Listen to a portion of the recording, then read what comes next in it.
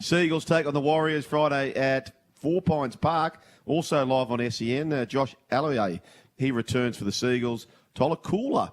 Now, they're talking about he's been listed as 18th man, but the chat is he'll play off the bench potentially. Oh, well. Yeah. Off the bench. That's a huge shout to what Lehigh Hopewadi in particular has been doing. Because I envision a world, and if Tolakula comes back, he goes straight back into the back line. And for me, this is Manly's best lineup all year. Yeah. And they've got pretty much a full roster. So credit to what Lehigh Hopewadi was doing. I was hoping if Tolakula was to come back, I've seen enough from Lehigh Hopewadi. I think he's going to be a special player. Oh, so do I. Just like his older brother Will. He reminds me so much of Will. Is probably doesn't have the build of Will at his age, because Will was a little bit thicker. But, geez, he's silky. He's got beautiful soft hands that I don't think even Will had. So I'm hoping both we can find a spot in the back line. It's going to be a tough decision. For me, I'm keeping both Tommy Taleo and Lehigh Hopewadi. Yeah. And I think it would be Ruben Garrick and Jason Saab fighting for that final spot, because I've got to have Tolu Collar in my back line for Manly. I don't disagree with that at all. He looks so comfortable. And not only that, like, you don't see too many kids. And I know we look at the run meters of Edwards and To'o and all these players, but this is over time. He's only played a handful of games, and he's averaging 142 metres a game. That's going to quickly get to 200 and beyond, isn't it, as he gets more comfortable? Yeah, if you watch him closely and you haven't been paying attention, go and watch last week against Canberra. He's not a winger that goes and runs at opposition wingers to get his metres as well. He goes straight in the middle, and I don't know how he does it with his slender build, but he very rarely gets either put on his back or dominated in a tackle. He's a real player for Manly, and it gives them some real X factor. Yeah, totally agree with that. So that's a big game coming up, and as he said, scoping out the game, Tolakula is back, and the tip is he'll be number 14. We won't be wearing number 14, but you know what I mean. He'll be in that position. Seagulls have won 8 of their past 9 games at home, and the only one they lost this year, Scope, they led 20-0 versus Canberra, and we saw some of the flukiest tries you've ever seen that night. Yeah, they sort of just went to sleep, didn't they? Elliot Whitehead had the game of his life, or of this season. He was on fire. A guy, K.O. Weeks, scored a funny little try off the back of Elliot Whitehead as well. He's been really good at Canberra since leaving Manly and gotten his opportunity. So, yeah, that was they've been really good. And I've said this now for the last couple of weeks. I think if you watch, for whatever reason, I don't know if it's the familiarity of playing at Four Pines and training at Four Pines, Tommy Turbo looks so much better at Four Pines compared to anywhere else. Yeah, I can't argue with that either. For the Roosters and the Eels, this game at Allianz Stadium tomorrow night. Same 17 for the Roosters that played before the bye round. Chased down late in both games, weren't they, by the Dolphins and also Manly. Kelma Talangi is back. Micah Sivo listed amongst the reserves. Just a question for you before you scope the game out, Scope. I was talking about this with Fletch. Parramatta can't make the finals, right? Blaze Talangi has signed to come to Penrith. What do you do? Like if you're Jason Riles and you can have your say, is there any interest in you getting him another month's worth of first-grade experience and at the same time stopping someone else or your juniors coming through? Would you keep playing Blaze Talangi? Yeah, I would. And the reason I would is because I want to show my team that I'm putting together the best possible team to win a game. Yeah. I don't want there to be any doubt in, resting players or like, especially when it's not of significance, as in you're not holding on to a position. And they're struggling at the moment to get wins. So I want to give my team the best opportunity. I want confidence going into 2025. And even though Blaze Talangi is not going to be a part of that team, if he helps the team have a couple of victories in the last 3 or 4 weeks, then I want to see Blaze Talangi out on the field. Do you see him partnering clear in the halves next year? Yes, I do. Yeah. I think he'll at least get an opportunity to compete for that spot. I think he wants to be on ball a little bit more, and there's obviously a vacancy with Jerome moving on. Jack Cole looks to have been given an opportunity this year with Jerome when Nathan was out, so I dare say he'll be there competing for the spot. And another guy from a little bit left field is Dane Laurie. He was brought over. He played some 6 at the Tigers, and I think he's going to be a guy competing with a number of guys for that number 6 jersey next year. Okay, scope the game out, Scopey. Roosters and the Parramatta Eels. What are you scoping here? I am scoping. The Roosters continue to bully the bottom 9. Whenever they get an opportunity to play the teams down the bottom of the ladder, not only do they win an emphatic fashion. So I think they go on with this game. Parramatta have been really brave the last 3 or 4 weeks, but I just think this Roosters team will be too strong for them. Okay, Scopey, just right now, just if you had a pie chart, percentage of the pie chart that the Panthers in this scenario go on to win the comp, Melbourne Storm go on to win the comp, and the Roosters go on to win the comp, and the balance is anyone else. Okay. What's your percentage of the pie chart that Penrith go all the way? Penrith, let's go 35-40% of the pie chart. Yep. I'd go Melbourne maybe 25. So Right. what we've got? Let's go 45-25. What does that get us to? Yeah, 70. Let's go the Roosters at 15. Yep. And then does that leave us 5%? No, it leaves us with 15 the rest. 15% for the rest. Well, maybe give the Roosters 20 then. Okay. Then I think 10. I can't see. It would be only the team who manages to finish fourth, and I don't have a huge rap on the Sharks. So, Okay. yeah, probably a little bit further towards. Add an extra 5% to Penrith at the top. Okay. Bulldogs and the Dolphins, they dance at Bundaberg. Big game. Jamin Salmon's back in for the Bulldogs. Mark Nichols is replaced by Lachlan Hubner.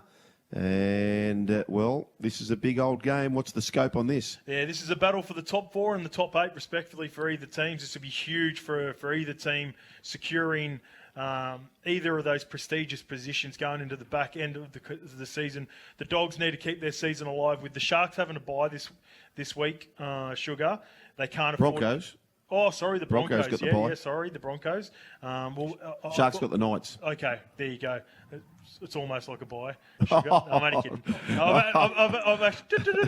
This is Christian Welsh. This is Christian Welsh in the press conference. Remember he said, "How did they get beat by the Knights?" Yeah. That didn't work out well for him in the next couple of games too, by the way. No, that's right. Yeah, so they can't afford to drop games, and then when you're playing early too, you take out any indecision leading into the back end of the weekend, and then you therefore put the pressure on Cronulla to come up with a big performance against the Knights. And then obviously for the Dolphins, they want to hang on to that 8th position.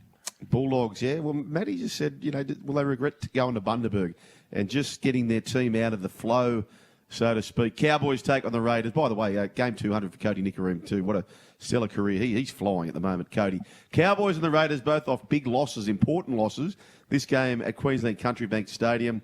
The big team news, Chad Townsend has been dropped to the reserves. Jake Clifford replaces him in the halves. Now, I can't recall the last time within 12 months we've seen a team captain get dropped from the 17. He was the captain last year, Chad. Yeah. It's been on the cards for a while. I think it was on the cards with them going and getting Jake Clifford, and the reason I've paused there because Jet Cleary has just come up with a Nathan Cleary type try assist there for his Penrith. No, he scored the try. Oh, he scored it. Who's tipped it on to him? It looked very similar as well. Cleary scored the try. Yeah, the wingers grub it and tipped it onto himself and then found Jet Cleary through the middle. I feel like this is a bit of a preview for 2025 for us. What sort of team we're going to see in 2025 with the Cowboys. Jake Clifford going to the halves. I think Tommy Dearden will run the ship and Jake Clifford will play off the cuff. But, yeah, I think it was on the cards when they went and got a player like Jake Clifford who had was touted as really high potential. He actually started his tenure at the Newcastle Knights really well one year as well. Went over to the Super League and now he's come back with an opportunity to be a long-term partner, or at least in the next couple of years at the Cowboys. Killing it in the Queensland Cup, I heard. Absolutely killing it. So good luck to Jake Clifford, who's had a bit of a checkered run. Jeremiah Nanai is out. It seems every week, Scopey, that they just can't. It's hungry hippo with the back rowers. Finifawaki might be out, and then Nanai's in, and Lukey's out, and it's hard to keep these guns together, isn't it? Yeah. I reckon this time last year they had 4 or 5 just gun back rowers. Now Luciano Leilua down at the Dragons. They seem to be getting injured. They had Tom Gilbert, remember, a couple of years ago right. as well. Connolly Lemuelu was up there. They've had some good back rows come through the Cowboys. Cleary's lining this up in the Jersey flag. Jet Cleary it is. 16 points to nil. He's going to throw this over. 18 points to nil is the case. And the Jersey flag. And what have we got left? We've got 7 minutes 21 remaining in the first half. Alrighty. Okay. Jordan Rapana's out for the Raiders. Now, that's a big out. They seem to struggle without him. Ethan Strange starts at centre. He scored a hat-trick in the centres for New South Wales in the under-19s last year. Adam Cook comes in at 5'8". But what are you scoping here, Scope? Yeah, so that was I sort of mentioned it briefly before, but we'll chat about the Canberra Raiders here. This is what happened on the weekend against Manly. When Rapana went off, Sebastian Chris went to wing. Ethan Strange moved out of the centres, and they had Adam Cook on the bench, who come on and played 6 and played well. Yeah. So he's earned that. And it's a funny one, trying to figure out where Ethan Strange is going to be long term. I was speaking to Mitchy Pearce about it this morning. He grew up a halfback. He started his career in the 5'8". He reminds me a bit of Munster. He's got a bit of Munster about him, where he can play multiple positions, Ethan Strange, and this week he finds himself in the centres. Can't wait for that. What about this dummy for Dearden? Like, one of the best show and goes would have been Thurston, and he usually did it on that left-hand side, and Dearden's doing the same. It's a sharp, hard dummy. He's playing well, and it's game 100 for Tommy Dearden, so all the best to him. The Raiders have only won 2 of their past 8 away games, so they have struggled on the road, and the Cowboys have won 5 on the bounce against the Raiders, so everything's sort of pointing towards the home side, getting back in the winner's circle. Just on the Cowboys too, Scope, I reckon if you took a 10-minute slab out of both their games against the Tigers, their game against the Broncos last week, you'd say, oh, this team could win the comp.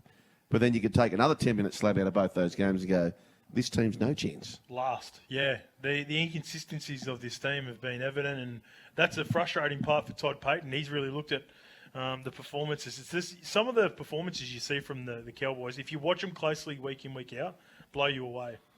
South Sydney take on the West Tigers. South Sydney Rabbitohs have not played at Campbelltown since 1999. Now, that means this is the first time they've ever played the West Tigers, who are celebrating their 25-year anniversary. First time they've ever played them at Campbelltown Sports Stadium. Team news, Luke Lolili is back from concussion. I really like this kid, and he's obviously playing for a big spot. They've had some big signings throughout the week, joined by Jarrell Skelton.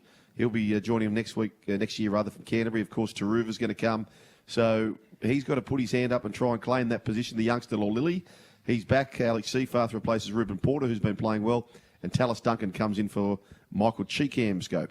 Yeah, this one is a tough carry for everyone. Sugar, it's a tough carry for all the players out there. It's going to be, for me, I pride myself on watching every game. It's going to be a tough carry for me, Sugar. That's right. Making sure that I'm breaking down this game because every single player out there that's playing in this game can't wait to see the end of the season. No. And I can't wait till we see the end of this game. What about when you're one of those players, and we've both been in this situation, and you're playing the game, and then you're looking at the clock and you go, oh, there's still 20 to go. It's tough, isn't it? Yeah, especially at the back end of the season and you're playing a team out of contention as well. You'd prefer to be Parramatta playing the Roosters. Yes. Honestly, you would. When you're second last, you want to play those teams because at least you know you're playing a quality opposition and you can sort of get up for them. Yep. These are difficult games to play.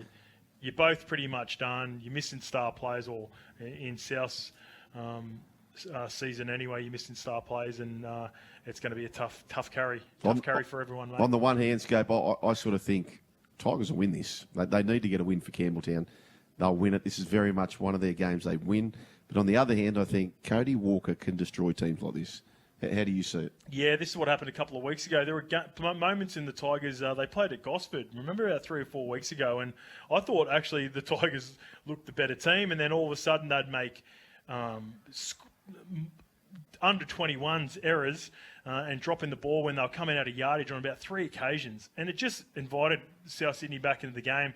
Then the class of Jack Whiten, Cody Walker come up with some big plays. Cookie was really good in that game. He played in the centres.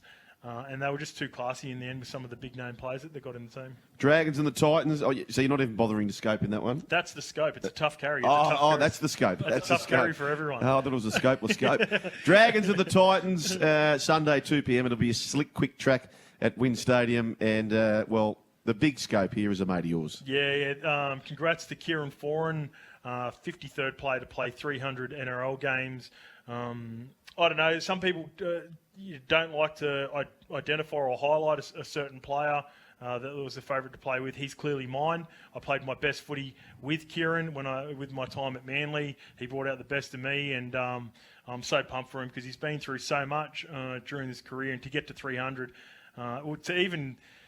there was moments when I was chatting to him around 2016, 2017, where he was really struggling specifically around with his back injuries and the back-to-back seasons, missing a lot of footy.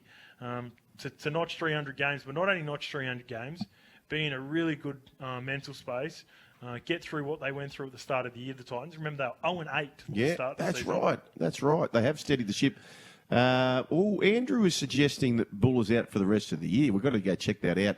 So that's not fact. Andrew's just texting that. We've got to go check that out. But he could be right. Dearden is getting mentored by JT, says Canara Cowboy.